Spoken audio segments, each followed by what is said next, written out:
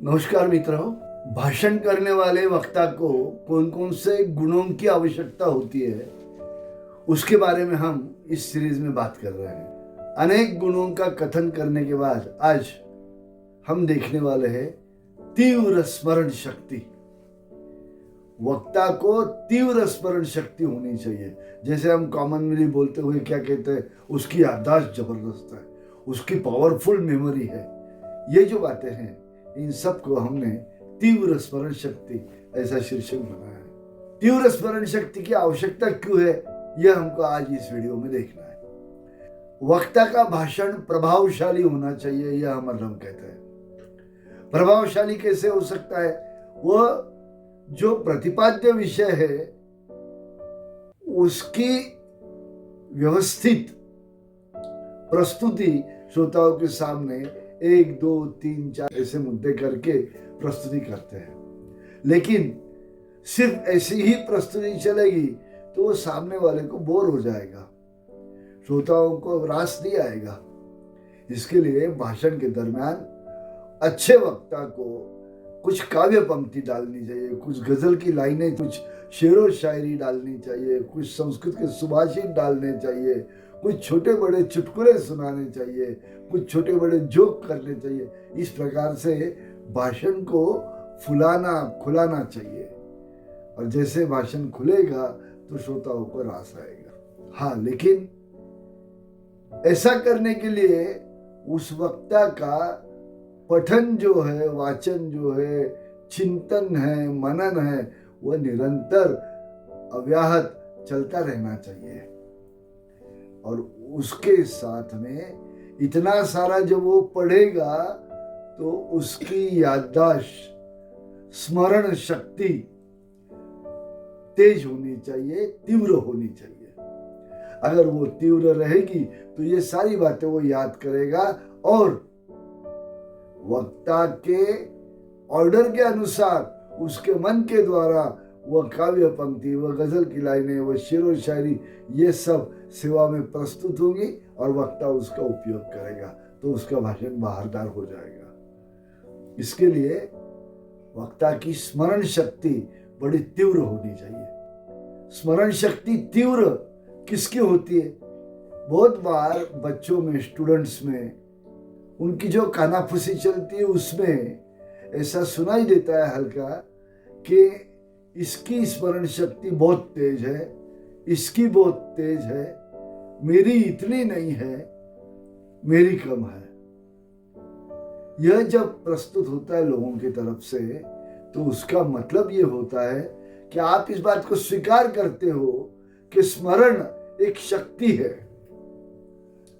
और शक्ति जो है उसे कमाते आता है, उसको मिलाया जाता है, पाया जाता है, मेहनत करके पाया जाता है। जैसे व्यायाम के साथ शरीर बलदंड होता है, शरीर को आकार दिया जाता है, वैसे स्मरण की शक्ति बढ़ाने के लिए उसके लिए प्रयास करने पड़ते हैं, और प्रयास करके स्मरण अच्छी तरीके से बढ़ जाता है।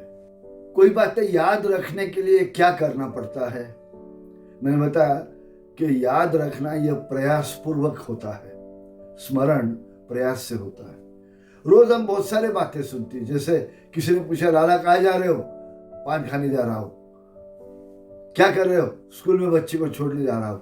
ये रोजमर्रा की बातें हैं, लोग इसमें पूछते, हम छोड़ देते हैं, सुनते, बात करते, जवाब देते, छोड़ देते हैं। ये ध्यान में रखने की बात नहीं होती। लेकिन जब हमें कोई समझा के बताता है कि ऐसी बात इस प्रकार से होती है, उसके लिए वो कुछ किस्सा, चुटकुला, उदाहरण सुनाता है, तो वो हमने ध्यान देकर सुनना चाहिए। मतलब साइंटिफिक लैंग्वेज में क्या होगा, एकाग्र होकर आपने सुनना चाहिए, ध्यान देकर सुनना चाहिए। सिंपल बनाओ, आप ध्यान देकर सुनोगे तो वह बात आपको शायद हो सकता है जिंदगी भर याद रहेगी।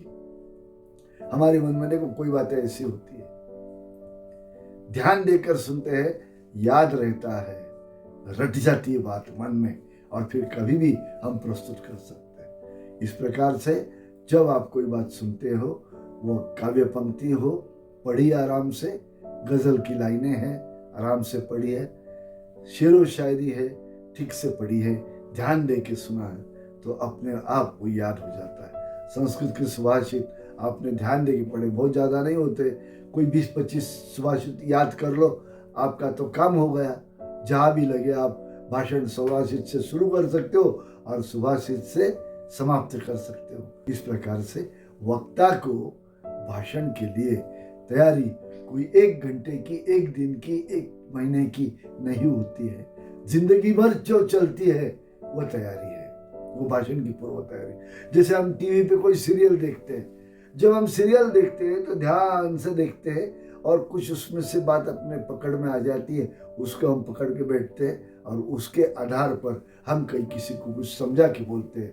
यह आपको मिली हुई उपलब्धि है और वो आपके काम आती है। भाषण करते वक्त आपकी तीव्र स्मरण शक्ति आपको काम देती है।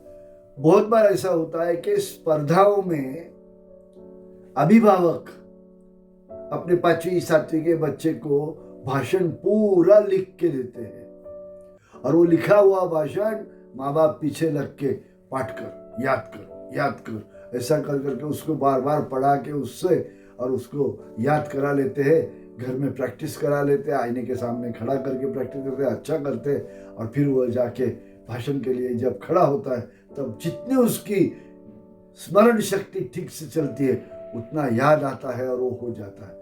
हो गया बहुत अच्छा। और अगर अटक गया और उससे आगे भाषण याद नहीं आया तो बिजली का करंट जैसे चले गया और अंधेरा हो गया, वैसा उस बच्चे का हालत हो जाती है और वो बच्चा जो है खड़ा हो जाता है, फिर बोलता है मुझे इतना ही याद है, मैं बैठ जाता हूँ और बैठ जाता है। ये उसकी फजीयत जो होती है, इस फजीयत का कारण जो है वो आप बुरा ना मानो, लेकिन यह अभिभावक उसके कारण है। क्योंकि अभिभावक ने जितना हो सके उतना भाषण उससे तैयार करके लेना चाहिए था। पाठ करा के, याद करा के, रटा के लेके उसकी हालत की आपने खराब की, ऐसा नहीं करना चाहिए था। इस हिसाब से आपका भाषण अच्छा होने के लिए आपका स्मरण अच्छा होना चाहिए। हाँ, कुछ बच्चे हैं जो डरते हैं कि मेरा भाषण मुझे याद आएगा कि नहीं। वो क्या करते हैं, कोई चिट्ठी पे लिख लेते हैं मध्य, और वो मध्य चिट्ठी पे लिख के और वो लेके आते हैं 5वीं 7वीं तक, 8वीं तक। ये ठीक है, लेकिन आगे जिंदगी में चिट्ठी का सहारा भाषण करने वाले वक्ते को होना ठीक नहीं है। ना भाषण लिख के पढ़ो, ना भाषण चिट्ठी के आधार पे करो। अपने स्मरण पे भाषण करा, अपनी शक्ति पे करो तो आप जीतते रहोगे, श्रोताओं को जीतेंगे, सभा जीतेंगे और सफल होंगे। आपकी सफलता के लिए मेरी हार्दिक शुभकामनाएं। धन्यवाद।